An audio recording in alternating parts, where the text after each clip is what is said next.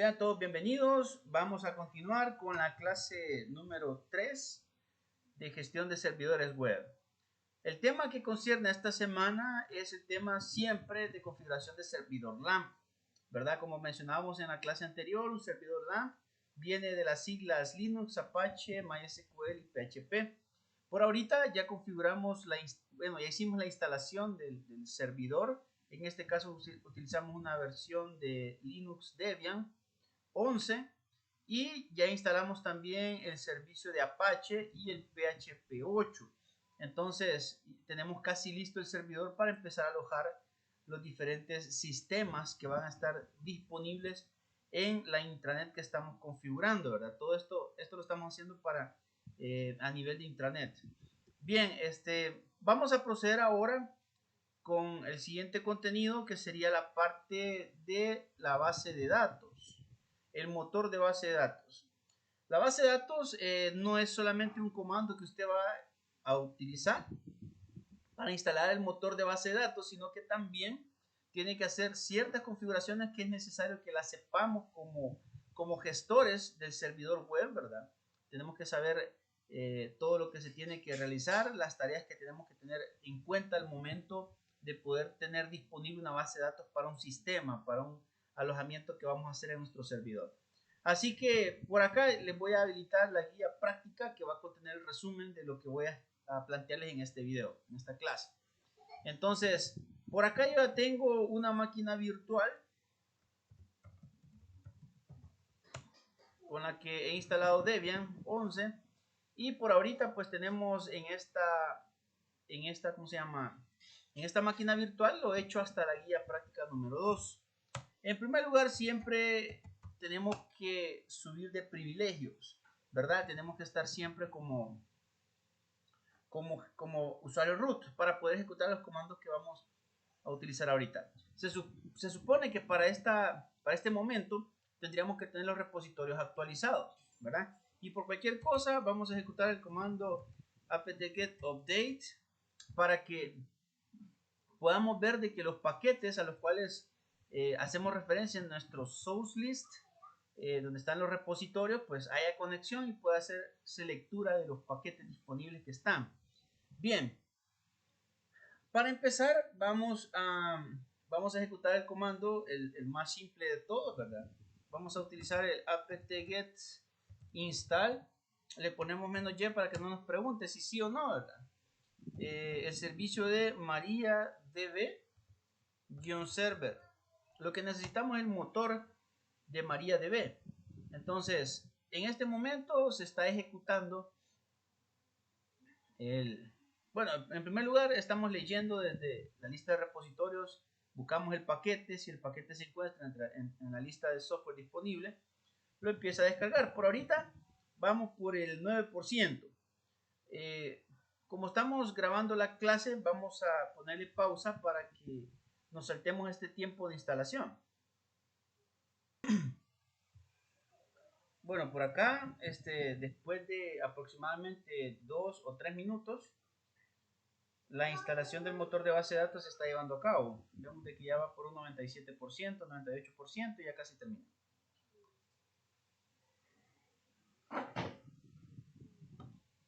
Fueron 155 megas en 4 minutos los que se descargaron para poder instalar el motor de base de datos. Lo ideal, muchachos, es que el motor de base de datos se trabaje así, ¿verdad? Sin una interfaz gráfica, aunque al final vamos a tratar de utilizar una herramienta que es bastante popular para poder gestionar la base de datos ya para un administrador, ¿verdad? Bien, todavía sigue trabajando. Bueno, aparte de los 4 minutos y algo que se tardó para descargar los paquetes, ¿verdad? Para instalar el motor de base de datos, después se tarda aproximadamente otros 4 minutos para poder desempaquetar e instalar, ¿verdad? Y aplicar las configuraciones para el motor de base de datos.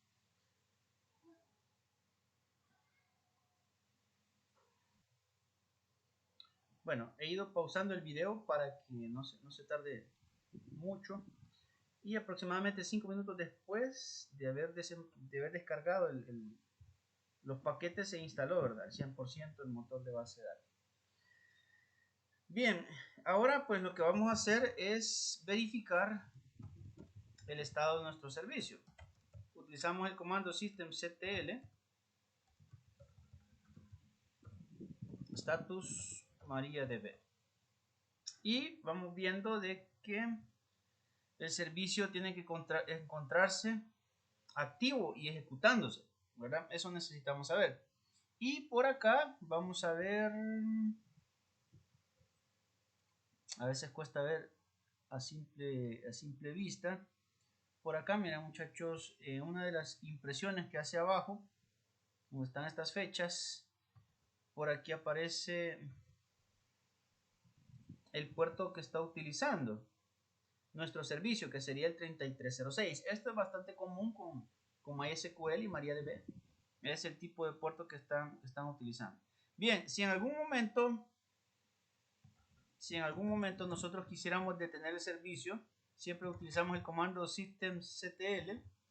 Le vamos a poner stop MariaDB.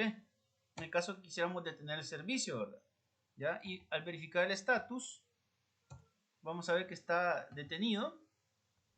No aparece que está activo, sino que inactivo, pero así reconoce el servicio, ¿verdad? Y al momento de levantarlo, pues vamos a ponerle, en vez de status, vamos a poner start MariaDB. Y de esa manera, pues vamos a poder estar levantando el demonio de MariaDB. Se preguntará por qué demonio. Bueno, en las versiones anteriores de Linux, estos servicios se le conocían así, ¿verdad? Como los demonios. Incluso si usted busca información en internet de cómo levantar los servicios de MySQL, en algún momento se los nombran como demonios. Pero en realidad son los servicios, ¿verdad? No hay que afligirnos. Bien, ahora, algo que también, acuérdense, lo que les estaba mencionando al principio, usted como gestor del servidor web, usted tiene que conocer todo lo que se tiene que hacer con las bases de datos. En primer lugar, cuando estamos configurando el servidor, tenemos que hacer esto que acabamos de hacer, instalar el motor de base de datos. Luego tenemos que aprender a usarlo, porque los clientes necesitan acceso a sus bases de datos. Y necesitamos en algún momento crear bases de datos también. Por tanto, tenemos que recordarnos un poco acerca de SQL, ¿verdad? Así que escribimos el comando MySQL y ese comando me va a permitir ingresar al motor de base de datos. Siempre y cuando el motor esté activo, voy a poder ingresar. Y aquí pues ya puedo ejecutar los diferentes comandos ya SQL, show databases, por ejemplo. No se olvide poner punto y coma, porque eso delimita cada sentencia en la consola. Ya, por aquí tenemos las bases de datos disponibles. Si yo quiero, puedo utilizar, por ejemplo, MySQL solo a manera de prueba, ¿verdad?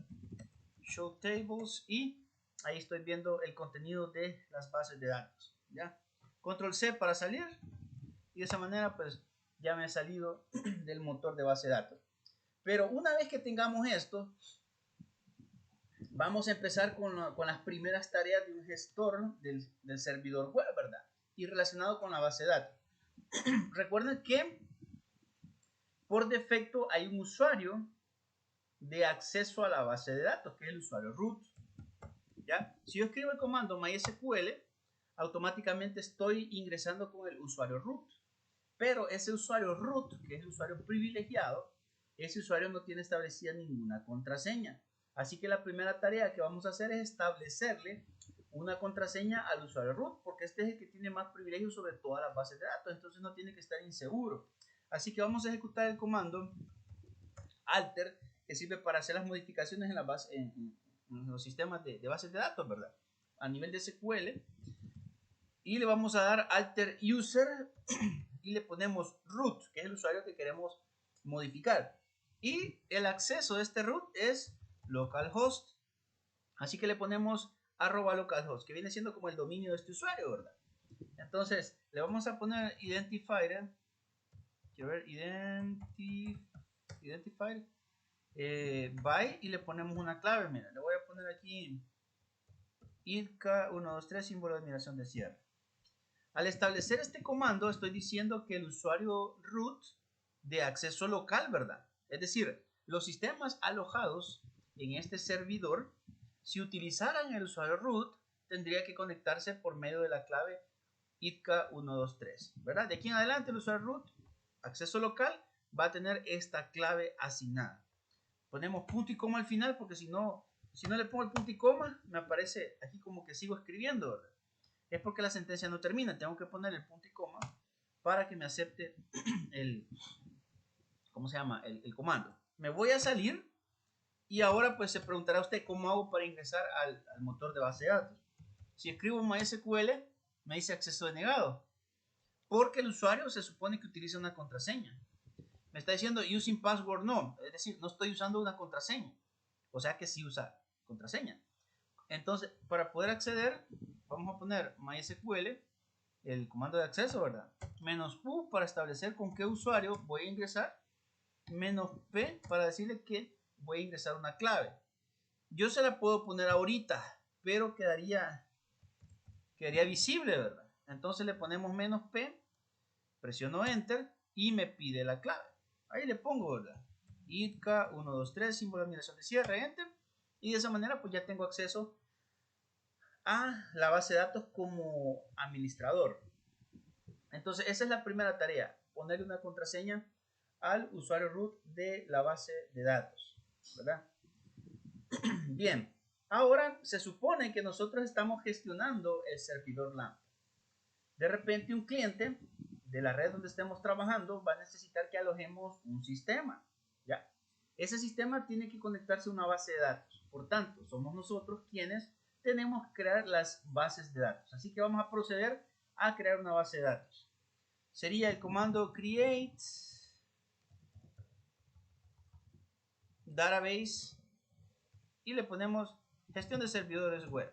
Así le voy a poner, miren, gestión de servidores web. Y le pongo punto y coma, porque así se va a llamar mi base de datos. Presiono enter y tengo un error de sintaxis. Le puse algo diferente. Quiero ver. Create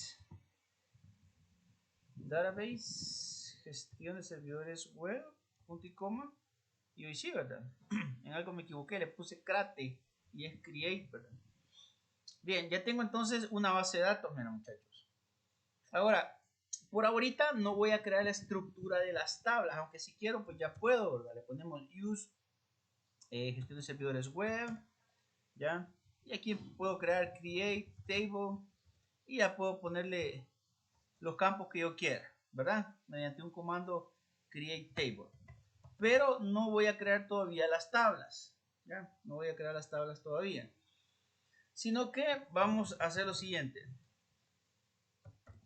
MySQL -u root -p, voy a ingresar nuevamente. Y cada uno de ustedes simplemente cierra para que no tenga ninguna base de datos seleccionada. Y recuerden de que los sistemas que van a estar alojados no pueden tener acceso mediante un usuario root. Por ejemplo, esta base de datos que acabo de crear, que se llama gestión GSW, imagínense que es para un sistema que usted va a poner en la intranet.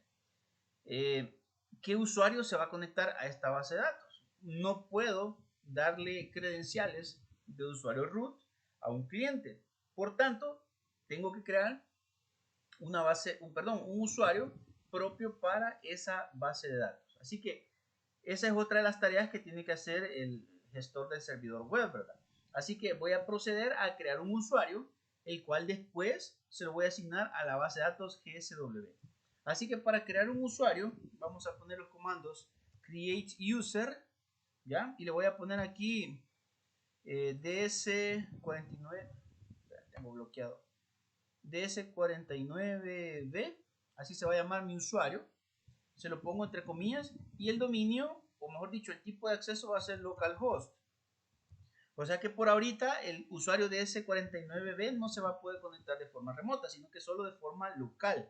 Como los sistemas van a estar en este servidor, entonces las credenciales de este usuario sí se las puedo dar a los clientes, ¿ya? Porque es acceso local y como el sistema está local, pues no hay ningún problema de conexión hacia la base de datos. Y le ponemos identifier Bye, y le ponemos una clave también. Mire, le voy a poner la misma para que no se me olvide. It K123, símbolo de animación de cierre. Uy, el punto y coma me faltó. Ahí está, mire, ya tenemos ahora un usuario que todavía no se lo ha asignado a la base de datos, sino que es un simple usuario más de acceso a MySQL.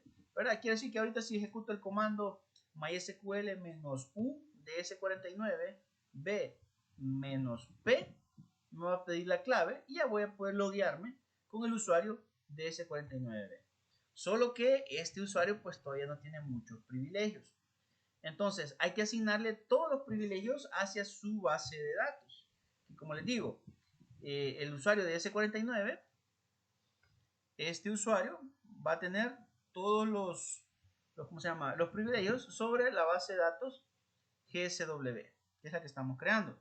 Este es el otro proceder que tiene que hacer el administrador del servidor web, ¿verdad?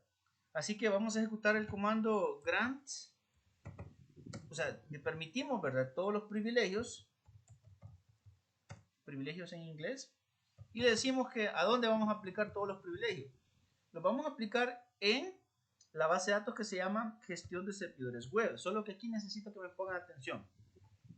El nombre de esta base de datos no lo vamos a poner con comillas simples, ¿ya? Tampoco lo vamos a poner con comillas dobles, sino que vamos a utilizar la comilla oblicua. Quiero ver, en mi caso está en el corchete, en la tecla donde está el corchete de cierre. Así que con la tecla Alt derecha presiono y doy un espacio.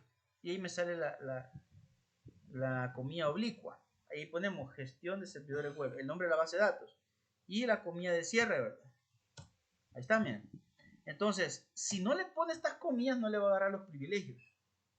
Entonces, ¿qué privilegio le vamos a poner? El de create, el de update, el de delete. Acuérdense que privilegios sobre las bases de datos son muchos. Pero como este va a ser el usuario del sistema que se va a conectar a esa base de datos, obvio que el sistema pues en algún momento tendría que crear, modificar, eliminar, acceder a las vistas, crear procedimientos almacenados, etc. Entonces le ponemos asterisco para que acceda, para que tenga todos los privilegios sobre esta base de datos. ¿A quién le vamos a poner esos privilegios? Se los vamos a poner a DS49B, que es el usuario con acceso local, ¿verdad? Punto y coma al final, presionamos Enter y ahorita lo que hicimos es lo que cada vez que hay un nuevo sistema y que este sistema requiera una base de datos, es lo que tenemos que hacer, ¿ya? Crear la base de datos, crear un usuario, luego asignarle todos los privilegios de esa base de datos nueva al usuario nuevo. Por tanto, si hubiera un sistema que requiere de la base de datos GSW, el usuario que voy a proporcionar va a ser DS49B, ¿ya? Ojo, este sería el usuario del sistema que se va a conectar a su respectiva base de datos. ¿Estamos? Bien, entonces, el único tip que no tenemos que olvidar, muchachos, es utilizar estas comillas oblicuas. Estas comillas oblicuas, ¿verdad? No se le olvide que tiene que ser con comillas oblicuas. Ahora, si usted quiere que este usuario, digamos, en algún momento usted necesita un usuario aparte del usuario root, que sería un administrador que tenga privilegios sobre todas las bases de datos. Si necesita hacer eso, tendría que utilizar un comando similar a este. Miren, lo vamos a poner acá. Sería un grant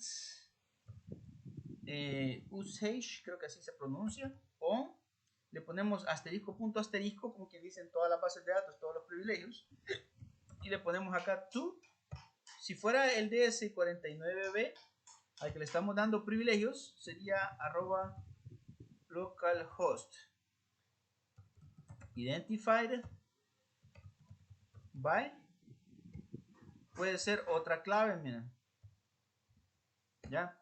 O sea que cuando accedo con esta clave, pues podría tener acceso a todas las bases de datos, ya.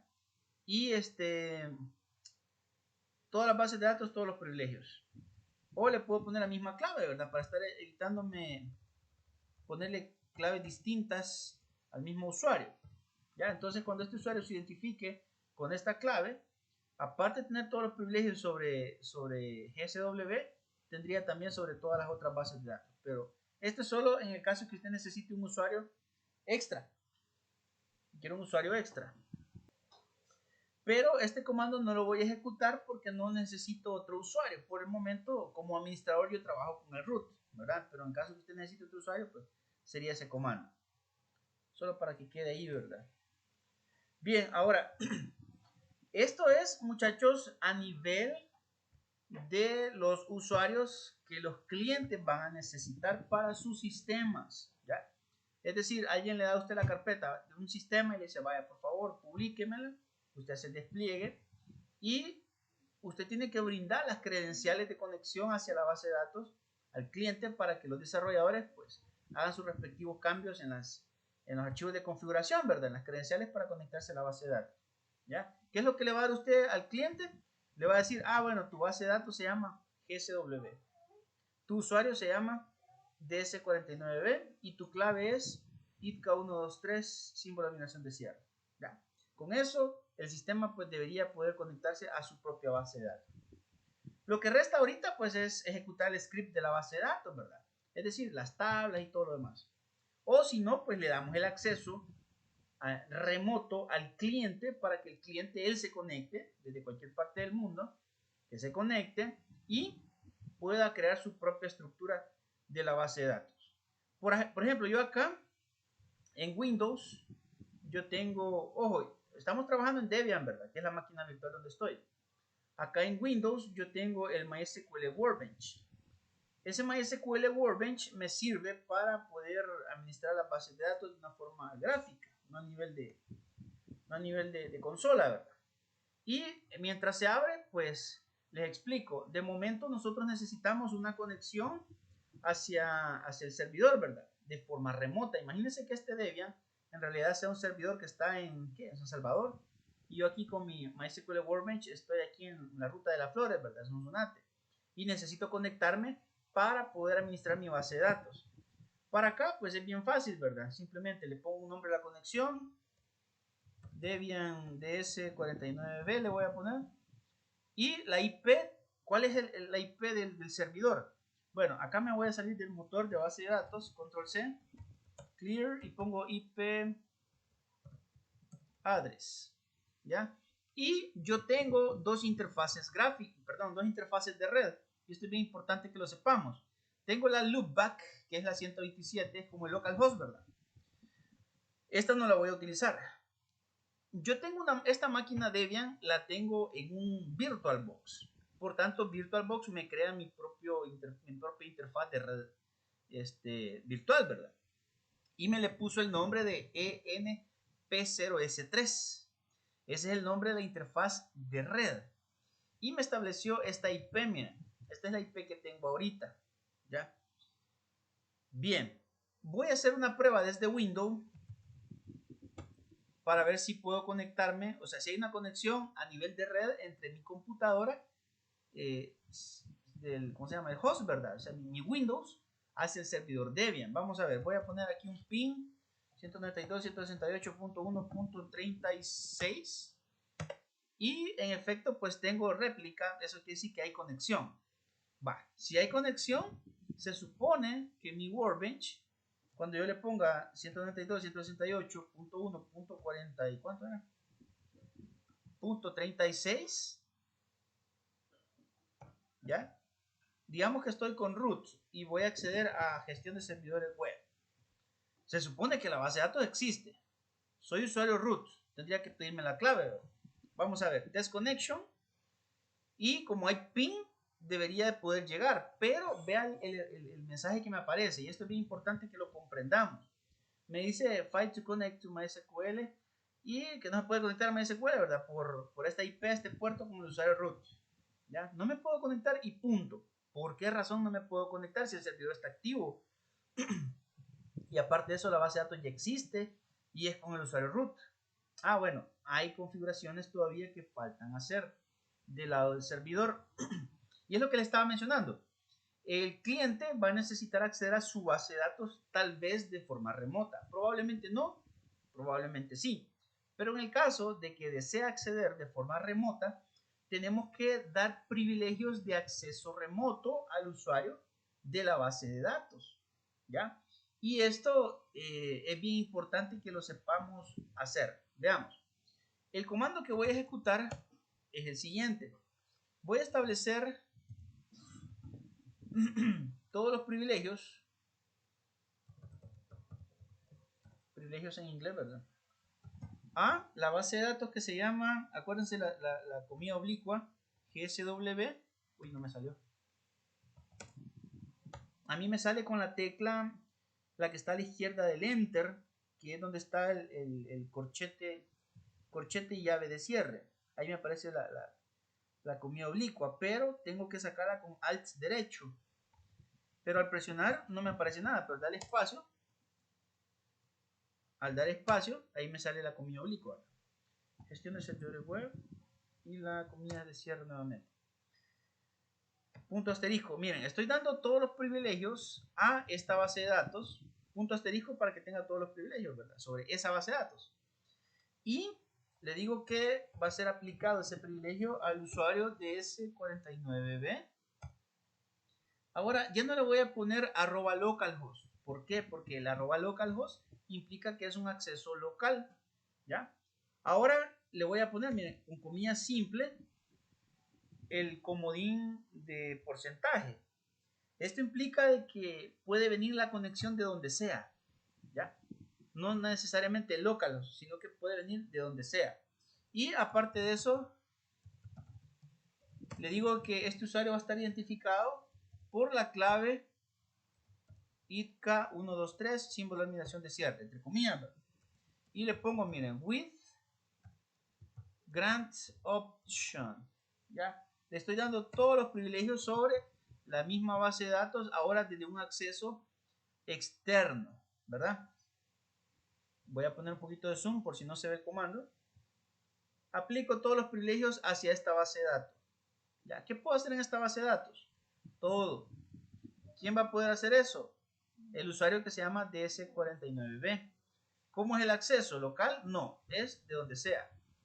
Va a acceder por la clave ITK123 y tiene todos los privilegios asignados. Vamos a darle Enter.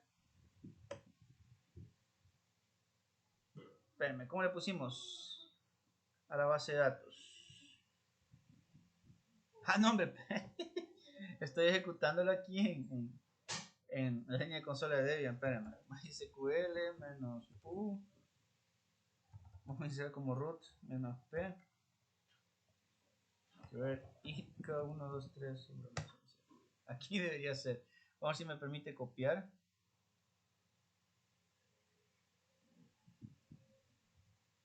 Ahí estamos, va.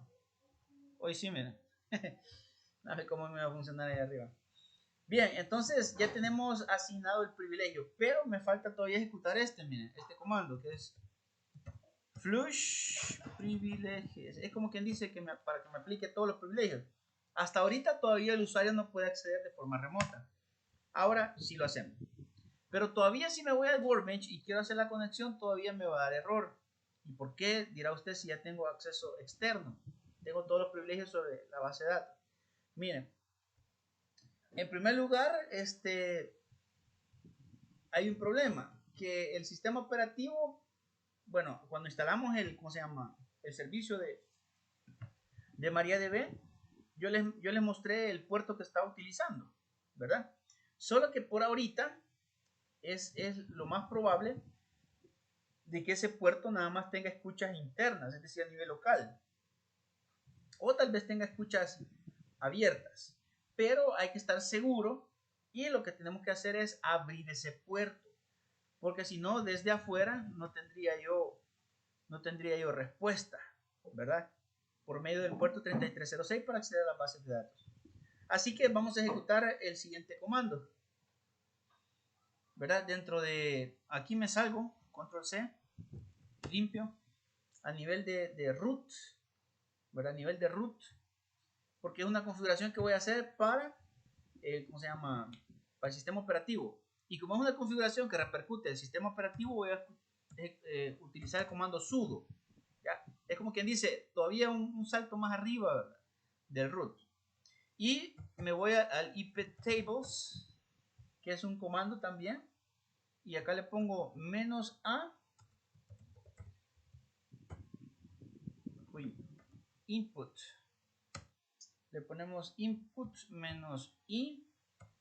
Y acá miren, ahí se me olvidó, voy a abrir otra consolita. Tenemos que ponerle el nombre de la interfaz de red. Voy a abrir otra consola porque no quiero borrar este comando. Le vamos a poner IP address.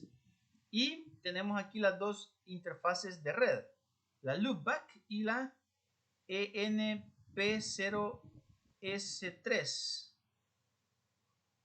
Entonces aquí en este comando vamos a poner el nombre de la interfaz de red por donde se supone que va a haber una entrada de solicitud para el puerto 3306, ¿verdad? Es decir, por medio de la red es que se conecta uno a la base de datos. Chévere. Mi máquina puede estar dando varios servicios, por ejemplo, FTP, el HTTP, entre ellos lo de la base de datos. El HTTP es por el puerto 80, ¿verdad? La base de datos va a utilizar el 3306. Entonces, por ese mismo puerto van a haber muchos servicios, perdón, por esa misma interfaz, que es la salida de internet, ¿verdad? Van a haber muchos servicios que pueden ser accedidos. Y los puertos vienen siendo como esos canales de comunicación que se dan en la misma interfaz de red, ¿verdad? Entonces, aquí lo que le voy a decir yo de que por esta interfaz la escucha va a ser en el puerto 3306, ¿verdad? Así que le pongo todavía aquí estos comandos, miren, que son propios de configuración. Le ponemos aquí destination, yo creo que no me equivoco, destination port 3306. Aquí le pongo el puerto, miren, -j accept, ¿ya? No quiero que me rechace solicitudes al puerto 3306, solicitudes de tipo TCP/IP. Acuérdense que acá cuando hacemos la conexión, el método de conexión es un método TCP/IP. Para conectarme a la base de datos es un método TCP/IP. Por eso es que acá le ponemos que el protocolo va a ser TCP/IP. Ya, -p viene de protocolo a utilizar TCP/IP. Input de entrada, ya, input de entrada. Lo que estoy haciendo es que a la configuración de las tablas de IP le estoy agregando a entrada, ¿verdad? Que sería por medio de la interfaz, esta que está acá. El protocolo a utilizar es TCP/IP y el puerto de destino es 3306. El -j no recuerdo para qué es, y accept para que me acepte las conexiones, ¿verdad? O las solicitudes de escucha para ese puerto. Presionamos enter y ahí está, ¿verdad? Se supone que ahorita el puerto ya está abierto. Por ahorita el puerto ya está abierto. ¿Ya? Ahora, todavía no me puedo conectar de forma remota. ¿Por qué? Ya está abierto el puerto. El usuario ya existe. Tengo privilegios sobre la base de datos y tengo un dominio externo. Entonces debería poder acceder, pero todavía no se puede. ¿Por qué? Y esto es bien importante, mira muchachos. Esto quizás es de lo más importante de esta clase y es una pequeña configuración. Ponga atención. Cuando usted gestiona la base de datos en su servidor web, si el cliente, cuando nos referimos al cliente, es la persona que está poniendo el sistema, ¿verdad? ¿Ya? Y que usted le ha creado su base de datos, le creó su usuario y su contraseña para acceder. Si esa persona le pide un acceso remoto, usted como gestor de esta base de datos tiene que pedirle cuál es su dirección IP, desde dónde se va a conectar. ¿Ya? Porque si no le establezco una IP, entonces estoy poniendo estoy abriendo las puertas hacia mi base de datos por el puerto 3306, hacia mi motor de base de datos por el puerto 3306, desde cualquier otra IP. Entonces, yo tengo que saber si el programador que va a trabajar sobre esta base de datos vive en Santa Tecla, en San Salvador, necesito su IP pública, ¿ya? Con la que sale del router de su casa. Y esa IP la voy a configurar en mi servidor para que desde esa IP me pueda hacer solicitudes hacia la base de datos. Caso contrario, de otro lugar no va a poder. ¿Debería de poderse de otro lugar? Por cuestiones de seguridad, no. ¿Ya? Solamente tendría que ser desde un solo lugar. No podría hacerse de varios lugares. Ya si el cliente le dice, mire, fíjese que quiero acceder desde mi celular, quiero acceder a la base de datos desde mi oficina, quiero acceder a la base de datos desde mi casa y desde la casa de la suegra. Entonces, ¿cuántas direcciones IP tiene que configurar? Son varias, entonces eso no lo permita, no es seguro. Simplemente dele una IP.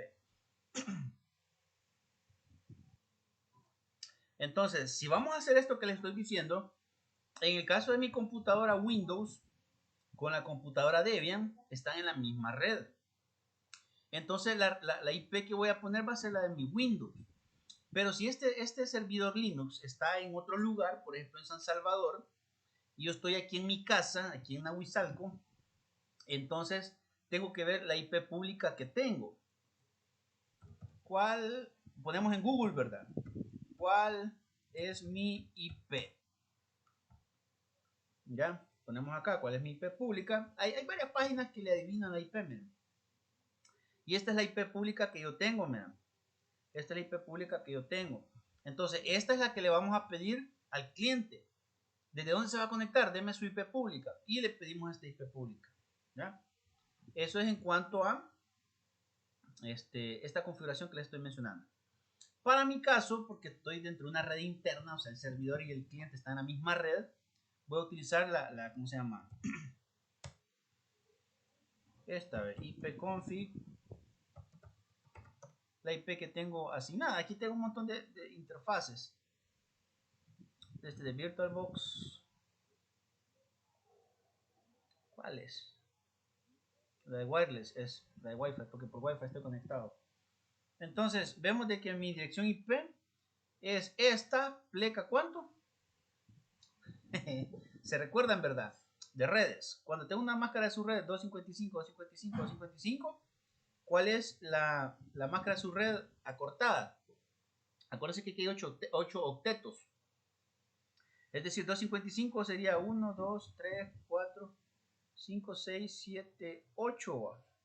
8. Después del punto, 255 son otros 8. 1, 2, 3, 4, 5, 6, 7, 8. Punto 1, 2, 3, 4, 5, 6, 7, 8. Y los últimos son 0, ¿verdad? Aquí aparece 0. Sería 8, 0, ¿verdad? 8, 0. Vale, entonces, ¿por qué están los unos activos? Acuérdense de que aquí son 1, 2, 4, 8, 16, 32, 64. Al hacer la sumatoria de los unos activos da 255. Entonces tenemos aquí 255, 255, 255. Pero si contamos los unos, serían 8 por 3, 24, ¿verdad? Entonces la dirección IP sería esta que está aquí, pleca 24, ¿verdad? Yo creo que eso todos lo sabemos, ¿verdad? Ya es conocimiento común para el grado que ustedes tienen, pues ya sería pecado que no lo supiéramos. Cómo sacar la pleca y la máscara de su red cortada, ¿verdad? Entonces esta sería mi dirección IP, ¿verdad?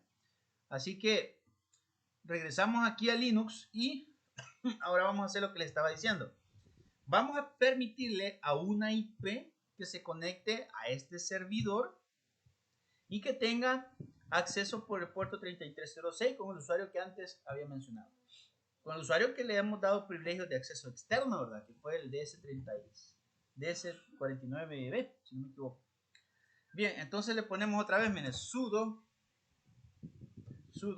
iptables.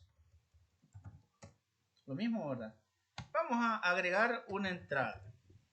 Add input. Eso estoy poniendo ahí, ¿verdad? Add input. Voy a acceder por medio de la interfaz ENP0S3. Recuerden, esta es la interfaz de red que yo tengo como acceso a internet en esta máquina Debian. Probablemente si usted tiene este servidor instalado físicamente y tiene una tarjeta de red Ethernet, entonces le va a aparecer ETH0. Si tiene usted una de sus tres interfaces de red, le va a aparecer ETH0, ETH1, ETH2. ¿Ya? Si tiene tarjetas de red wireless, le va a aparecer diferente, ¿verdad? O sea, los nombres van a variar. Y a mí me sale este nombre porque es una interfaz de red. Siempre me confunde con interfaz gráfica. Interfaz de red virtual, ¿verdad? Bien, entonces le ponemos ahí la, ¿cómo se llama? La interfaz. Y ahora aquí viene lo diferente. Miren. Le ponemos -S y le ponemos la dirección IP, que sería la 192.168.1. ¿Cuánto era? Es la de Windows, ¿verdad? Punto 41. Punto 41 y le pongo la máscara 24, que es la 255, 255, 255.0. ¿Ya? Entonces, esta es la IP con la que me estoy conectando desde afuera de este servidor. Entonces, a esa IP es a la que le estoy dando permiso. Le ponemos acá que el protocolo que va a utilizar va a ser TCP. ¿Ya? Va a ser TCP y le ponemos aquí, mira, Destination Port 3306 -J accept. ¿Ya? -J accept. Damos enter, yo creo que no me he equivocado. Y con eso, muchachos, se supone que ya deberíamos tener acceso desde el exterior de este servidor, ¿verdad? Pero todavía falta una pequeña configuración más, porque el MariaDB por defecto no permite, o mejor dicho, limita conexiones remotas, ¿ya? Hay que comentar una línea de un archivo de configuración de MariaDB. ¿Dónde está ese archivo? Directo, mire, lo vamos a ¿cómo se llama?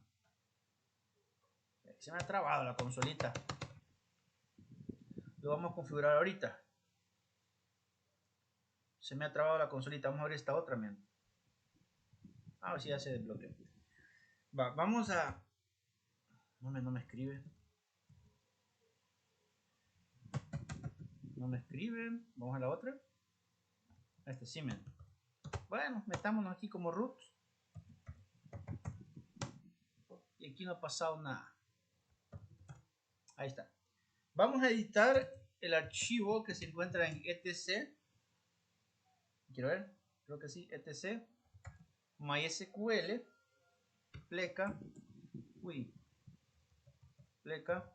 mariadb.conf.d, que sería un directorio, ¿verdad? Conf.d. Pleca. Y aquí va a ser 50 server conf. Este es el archivo, miren. Se llama 50 server cnf. Es un archivo de configuración. Presionamos enter y ahí está abierto.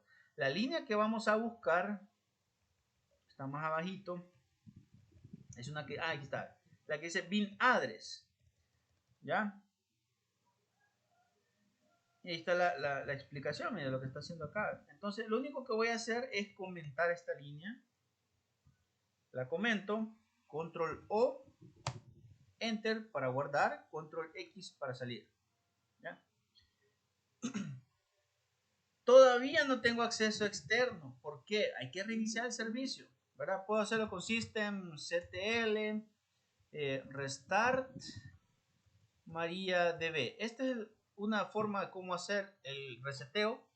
Si algunos por aquí tienen ratitos de estar trabajando con Linux, se recuerda del comando etc init.d MariaDB restart. Esta es otra forma, miren, de poder jugar con los servicios, levantarlos, detenerlos, resetearlos mediante el archivo configuración mediante initd, quiero decir. ¿Ya? Y ahí está, miren, restarting MariaDB. Y ahora sí, ya se aplicaron todas las configuraciones que hemos hecho. Por tanto, deberíamos de poder conectarnos desde el Workbench, ¿verdad? Sería desde el Workbench de mi Windows, o sea, una conexión externa. Le vamos a poner acá Debian DS49B, le vamos a poner. La dirección IP, ya se me olvidó. IP address en Linux para verla. Y tenemos la 36, ¿verdad? 36. 192.168.1.36. El puerto 3306. El usuario es DS49B. el default el esquema es el, ¿cómo se llama? GSW, ¿verdad? La base de datos. Y le damos test connection. Se recuerdan que hace rato nos tiró un error. Ahora ya no, miren, me pide una clave. Le ponemos ITCA 123, símbolo de migración de cierre. Le digo que me guarde la clave para que no me la esté pidiendo a cada rato. Y damos OK. Y me tira un par de advertencias que no les voy a hacer caso. Ya me creó la conexión. Ahora doble clic a la conexión. Le digo que no me vuelva a mostrar eso otra vez. Un mensajito que ni lo leí. Y en efecto, pues ya tengo acceso a la base de datos GSW. Estoy en Windows. No estoy en Debian, ¿verdad? Estoy en Windows. Y acá pues ya puedo empezar yo. Miren, use GSW. Ya desde un acceso remoto, ¿verdad? ¿Ya? Create table usuarios, por ejemplo. Solo manera de prueba. Voy a crear una base de datos. ID user int auto increments primary key username varchar de ¿qué? 30, pongámosle pwd varchar de 30, por ejemplo, nombres varchar de lo que sea. ¿Qué más? Bueno, solo manera de prueba.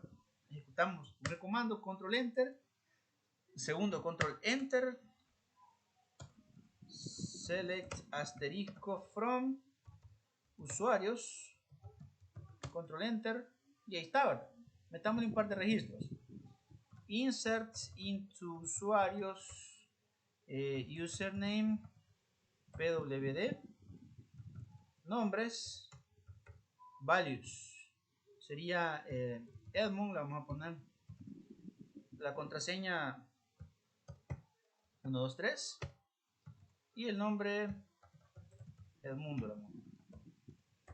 Punto y coma, control enter, ejecutamos el otro y ahí está, ya tengo un registro.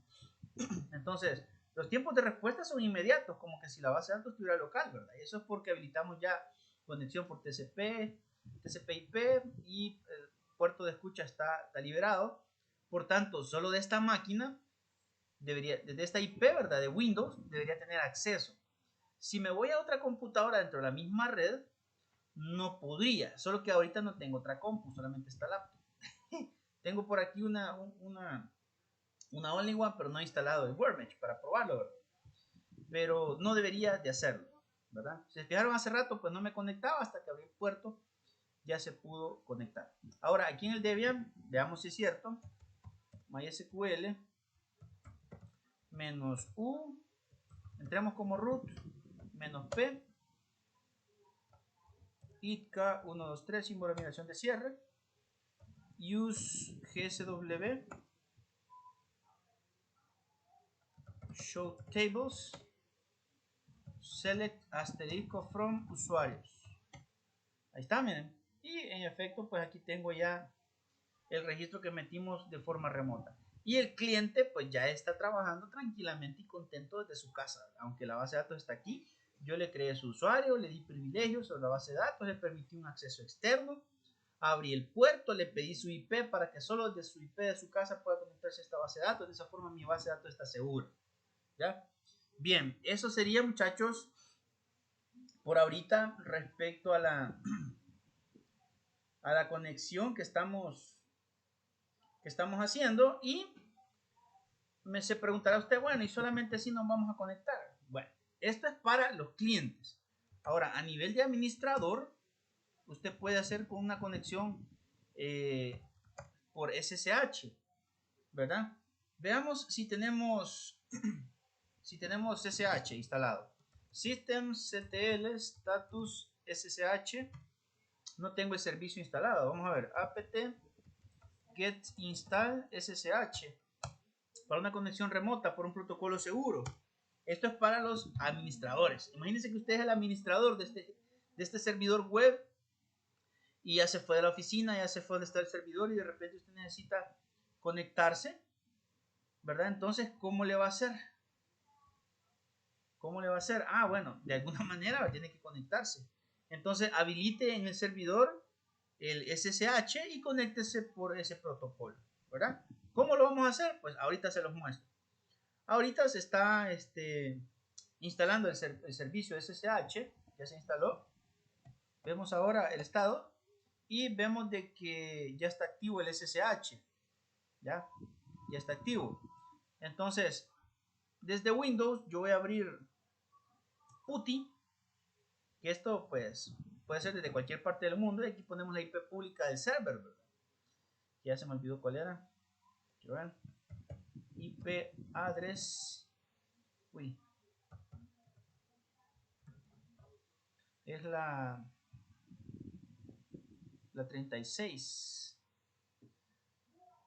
Desde Windows ponemos 192.168.1.36.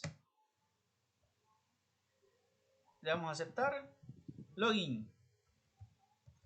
El usuario como era de mi Debian.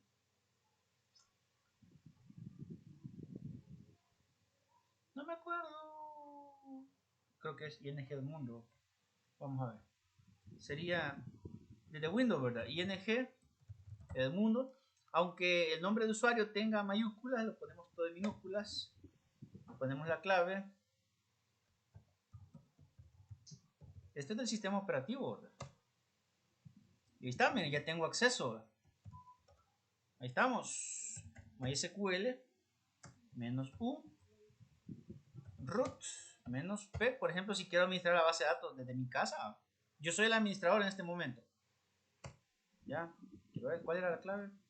ITK 123, simbolización de cierre. Y ahí está, miren. Ya, use SW. Ya, show tables para ver las tablas. Select asterisco from usuarios. Ahí está, miren, ya tengo acceso, ya puedo hacer lo que quiera desde mi casa. Conexión remota por PuTTY. PuTTY es el programa, ¿verdad? Pero es por medio de SSH. Así que para el administrador también hay un acceso remoto a nivel de consola, ¿verdad? Y esto es lo cotidiano que usted debería saber para poder gestionar su servidor. Aquí pues podemos reiniciar servicios, ver archivos de configuración, editar archivos de configuración, todo lo que como que estemos en la consolita de Linux, ¿verdad? Aquí me está ejecutando todos los comandos de Linux. Entonces, eso me beneficia para una conexión de cualquier parte del mundo por medio de SSH. ¿Ya? Ojo, aquí es conexión por medio del usuario del sistema operativo. Bien, ¿qué otra cosa? Bueno, por último teníamos la instalación de una interfaz gráfica para administrar la base de datos de manera local. Bueno, para utilizar las bases de datos, para administrar, perdón, las bases de datos, vamos a utilizar una aplicación que se llama The Beaver. The Beaver está bien chévere, se parece al Workbench. Y es bien potente para poder gestionar las bases de datos de MariaDB y otras, ¿verdad? Él mismo busca el driver para poder trabajar y no necesita estar descargando drivers distintos para conectarse desde la misma plataforma a un SQL Server, a un MySQL, MariaDB, etc. ¿Ya? Así que vamos a instalar, The Beaver. ¿Cómo hacemos para instalar The Beaver? En primer lugar, hay que agregar, antes hay que instalar el JDK. Así que apt get install. ¿Cómo era? Default, ¿verdad? JDK. Aunque puede poner también usted ¿cómo se llama? Open JDK, creo que se llama el otro. Vamos a ver si lo encuentra. Si lo encontró, le digo que sí. Y se va a instalar. Por ahorita voy a pausar el video. Usted no va a ver diferencia porque se va a tardar un poquito, porque está instalando el Java, el JDK, porque utiliza Java para poder mostrar su interfaz gráfica. Así que es uno de los requisitos, ¿verdad? Ojo, esta que le estoy mostrando ahorita ya es opcional, ¿verdad? Para administrar las bases de datos lo ideal es hacerlo por consola, lo más seguro. Porque el servidor, si va a ser un servidor web, no tiene que estar utilizando tantos recursos, porque las conexiones a los sistemas, pues ahorita el procesador del servidor pues, tendría que estar trabajando al 100, ¿verdad? Y le voy a abrir yo una interfaz gráfica que utiliza Java. O sea, el servidor se va a saturar un poquito si abre esa interfaz gráfica. Pero solamente con fines didácticos le estoy mostrando cómo instalar The Beaver también. Ya, así que primero sería instalar el JDK. Vamos a pausar el video. Bueno, después de un par de minutos, quizás aproximadamente unos 7 a 10 minutos para instalar el JDK. Es necesario para poder instalar el Beaver, ¿verdad? Bien, que sería la interfaz gráfica para trabajar con las bases de datos de manera local en el servidor. Para poder instalar esta interfaz gráfica hay que agregar un repositorio, así como agregamos un repositorio para poder descargar el PHP, ¿verdad? Así que vamos a ejecutar el siguiente comando. Echo sería dev espacio https dos puntos pleca pleca. Quiero ver, de Beaver se escribe con V, de Beaver, .io, pleca devs, pleca de Beaver, -c, pleca, hasta ahí, ¿verdad? Ese sería el repo. Y lo vamos a meter en el archivo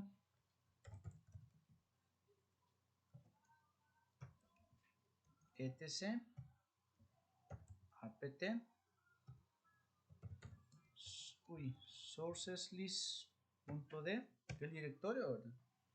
Y vamos a crear el archivo que se llama thebeaver.list. Ya, presionamos enter y ya se creó. Se supone que ahorita en sourcelist.d debería existir este archivo que contiene este repositorio, ¿verdad? Donde de ahí pues se tendría que traer el paquete de instalación del de Beaver. Pero este repositorio es de los que piden clave, es decir, no solamente con que esté la URL en el repo ya me va a permitir descargar, sino que requiere una clave. ¿Se recuerdan de las claves GPG? Eso lo vimos en las primeras, en la guía número 2. Entonces necesitamos instalar la clave también, ¿verdad? Así que ejecutamos el comando sudo apt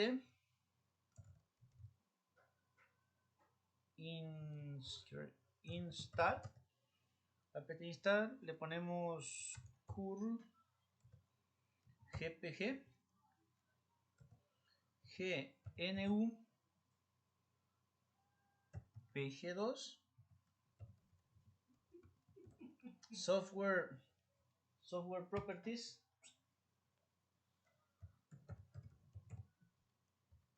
software properties. Uy, aquí es como apt transport https que no sea certificates curl, este comando es bien largo, menos fs en minúscula, después sl mayúscula y ponemos el repo, miren, http, quiero ver, yo creo que lo voy a copiar porque es esta URL, quiero ver si no me equivoco, hasta devs.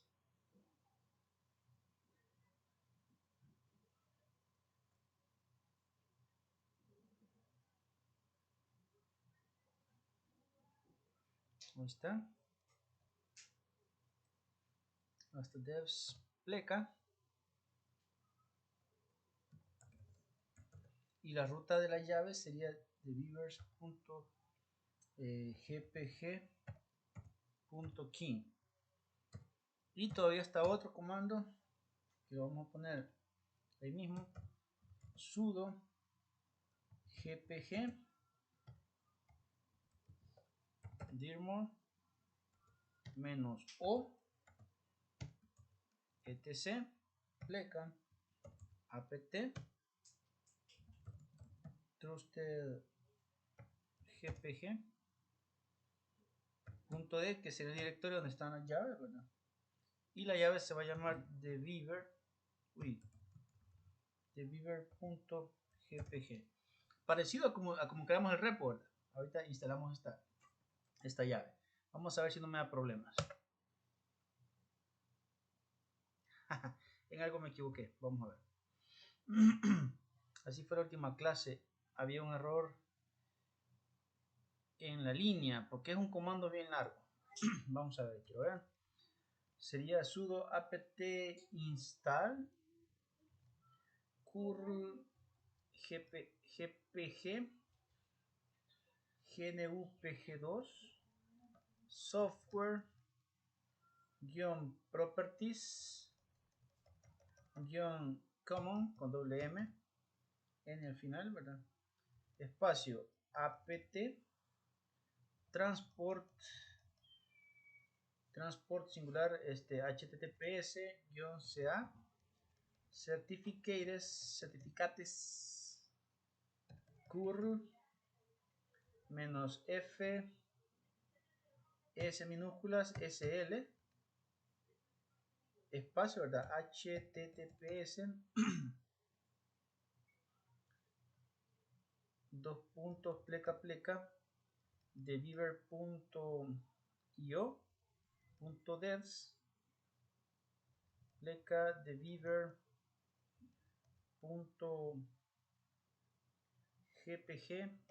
key, luego sudo gpg dirmor de armor ajá, menos o pleca etc apt trusted gpg.d, si al parecer está bien. O sea que sí lo creó. Vamos a ver. No se han encontrado datos válidos. Ya existe sobreescribir, no tiene sentido la opción línea de órdenes S de FSL. Bueno, me dice que no tiene sentido, pero lo creó, ¿verdad? Entonces creo que no hay problema. Vamos a ver si me lo reconoce. apt-get update. Vamos a ver si no hay errores en los paquetes como el repo que acabamos de agregar. No, ¿verdad? Entonces creo que debería permitirme instalar. Vamos a ver. apt-get install de beaver-c. Vamos a ver. Pues no me localizó el paquete. Quiero ver. Sudo. No me lo. Vamos a ver si me lo encuentra. De beaver-c. No me lo encontró. Bueno, vamos a ver. El repo creo yo que es el que no. Bueno, voy a pausar el video para ver en qué me he equivocado y lo pongo después para no tardar mucho el video. Estaba viendo que en el sourcelist.d no tengo el repo de beaver list, por eso no me lo encuentra. Y hace rato ejecuté un comando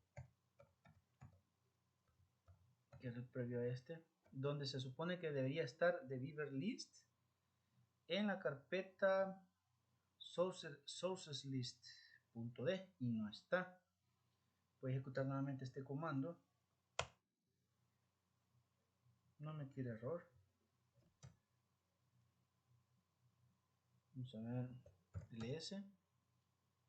No me lo crea.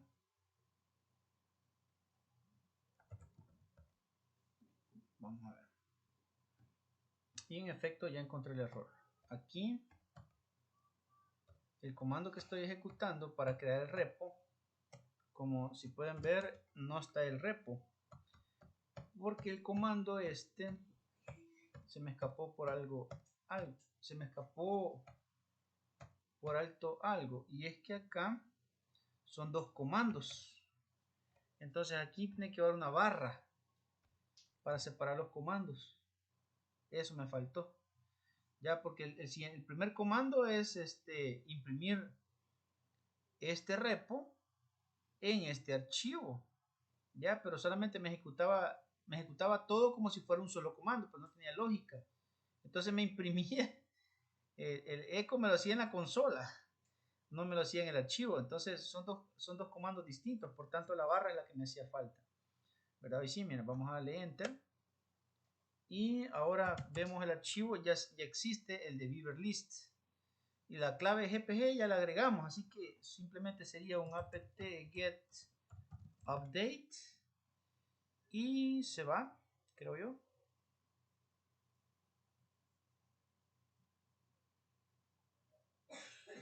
Ah, hay problema con la clave también, mire, ya lo vamos a arreglar porque ya arreglamos el primero. Solo quiero ver si me lo puede instalar. Apt get install.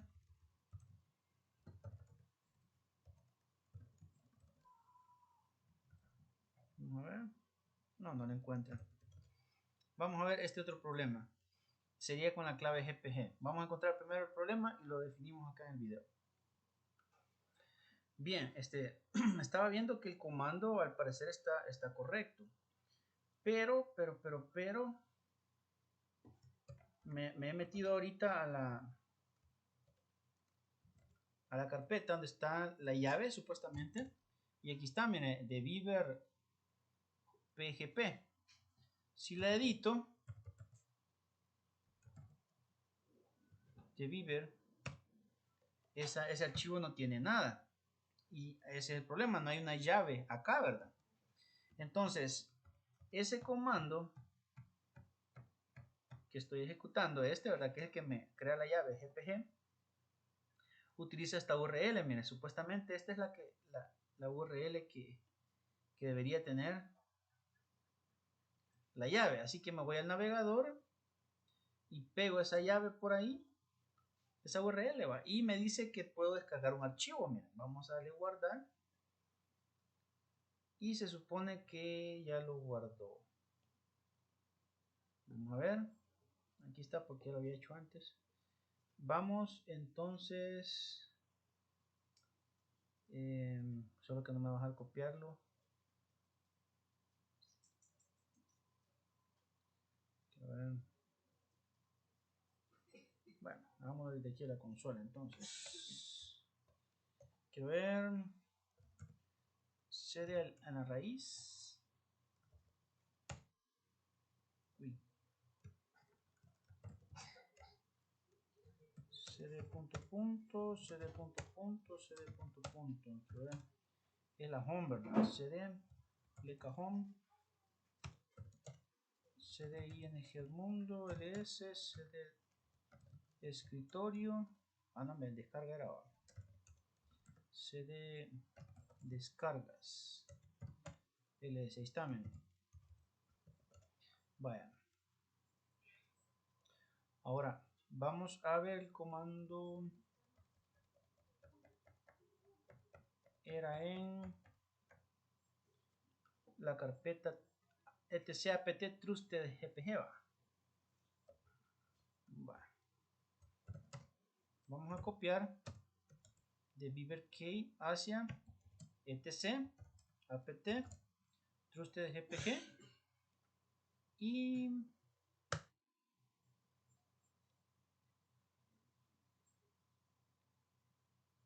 apt, espérense, aquí era punto .d, ¿verdad? Ahí está. cdtc apt trusted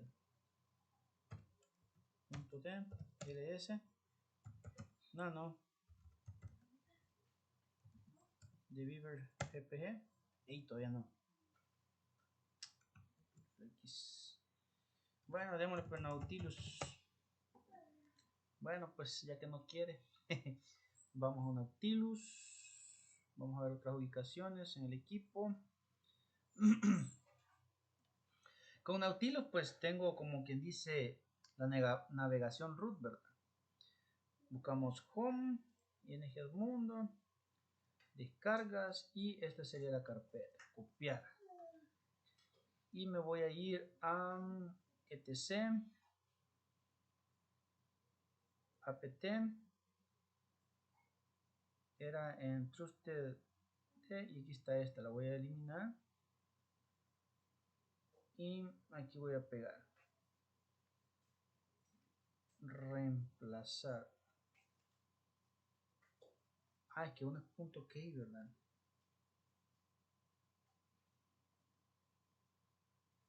Bueno, vamos ahí.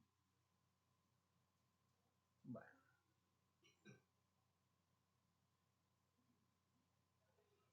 Ctrl C. Clear. Vamos a actualizar los repositorios a ver qué pasa. Bueno, y sigo con el problema de las llaves. Bueno, quizás vamos a pausar el video para no complicarnos tanto con esta herramienta. Podemos utilizar el gestor de paquetes si es posible, ¿verdad? Para poder instalar esta herramienta. Ya vimos el acceso remoto por medio de Workbench y aquí solamente la instalación de eso, y no quiero detenerme mucho con el video para lograr hacer eso, ¿verdad? Así que creo que nos podemos quedar por ahí respecto a lo que corresponde, lo que hemos visto ahora, ¿verdad? De lo más importante, solo me faltó esa de Beaver.